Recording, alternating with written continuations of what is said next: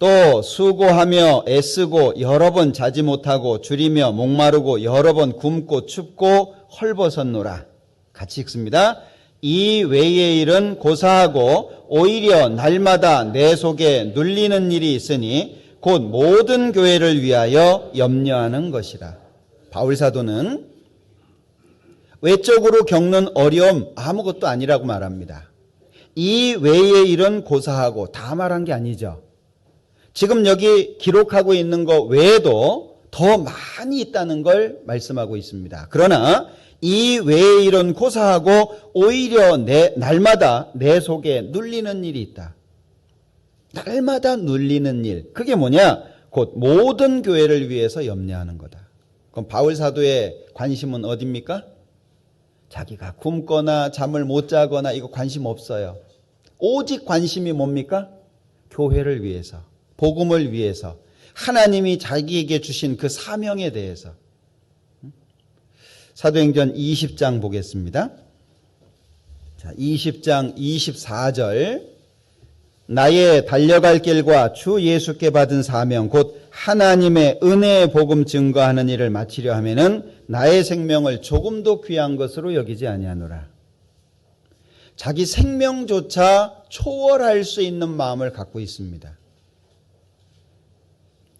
참 이런 거 보면 부럽지 않습니까? 야, 나도 저렇게 살 수 있다면 얼마나 좋을까? 부럽지 않으세요? 예. 바울 사도는 자신의 일생을 바칩니다. 우리는 어떻게 할까요? 나에게 그리스도는 어떤 분인가요? 그리스도인과 그리스도 어떤 관계인가요? 나에게는 예수님이 생명인가요? 아니면 액세서리인가요? 예수님은 나의 전부인가요? 아니면 예수님은 나의 일부인가요? 우리는 고민해야 됩니다. 갈등해야 됩니다. 그리고 결정해야 됩니다. 그리고 결정됐다면 남은 생에 정말 멋지게 살아야 돼요. 진짜 멋지게 살아야 됩니다. 왜냐하면 이건 특권입니다. 기도할 수 있는 거 특권입니다. 헌금할 수 있는 거 특권입니다. 저는 헌금할 때 저축한다고 생각하고 하거든요. 저는 제 것을 드린다고 생각하지 않습니다. 원래 내 것도 아니었지만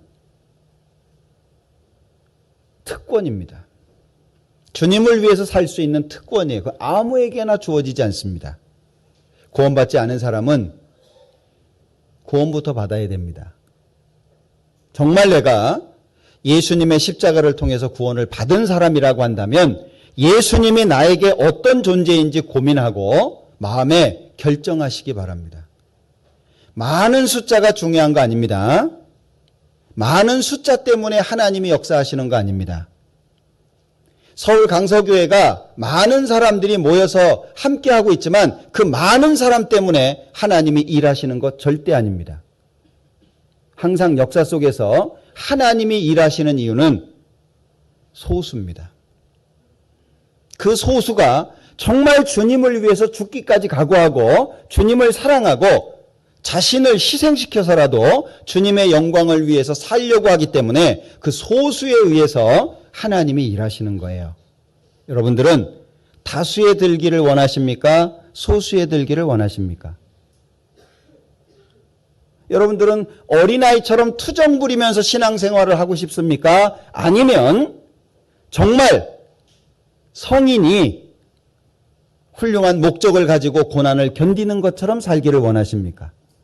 늘 누군가가 챙겨줘야 되고 늘 누군가가 돌봐줘야 되고 전화해줘야 되고 모임 있다고 알려줘야 되고 상처난 마음을 위로해줘야 되고 그런 투정 부리는 신앙을 살고 싶으십니까? 그렇다면 다수입니다. 언제까지 투정할 거예요? 그럴 순 없잖아요. 그죠? 소수는 투정 부리지 않습니다. 바울 사도는 자기의 잘못 때문에 어려움을 겪은 게 아니에요. 그러나 우리는 어떻습니까? 나 죄 없어. 나 잘못한 거 없어. 알고 보면 사실은 쌍방과실입니다. 일방적으로 잘못하는 경우는 이 세상에 거의 없습니다. 투정 부리면 안 돼요. 왜냐하면 나에게 그리스도는 생명이거든요. 나에게 그리스도는 전부예요. 내가 죽어서 예수님이 영광스러워질 수 있다면 우리는 죽어야 돼요. 그분은 나를 위해서 죽어주셨거든요. 부모가 자식을 지극히 정성으로 키웠습니다. 자식이 부모에게 효를 행하는 건 당연하지 않습니까? 부모가 정말 먹을 거 안 먹고 아껴서 그 아이를 키워줬다면 그 아이는 효도하는 게 당연하죠. 예수님이 나를 위해서 죽어주신 것이 틀림없다면 나는 예수님을 위해서 살아야 되는 것이 당연한 겁니다. 그거 특별한 거 아니에요. 특별하다고 생각하지 마셔요. 우리는 언제까지 다수로서 살 수는 없습니다. 소수에 들기 위해서 살아야 돼요. 신앙생활을 그냥 취미생활로 안 하셨으면 좋겠어요.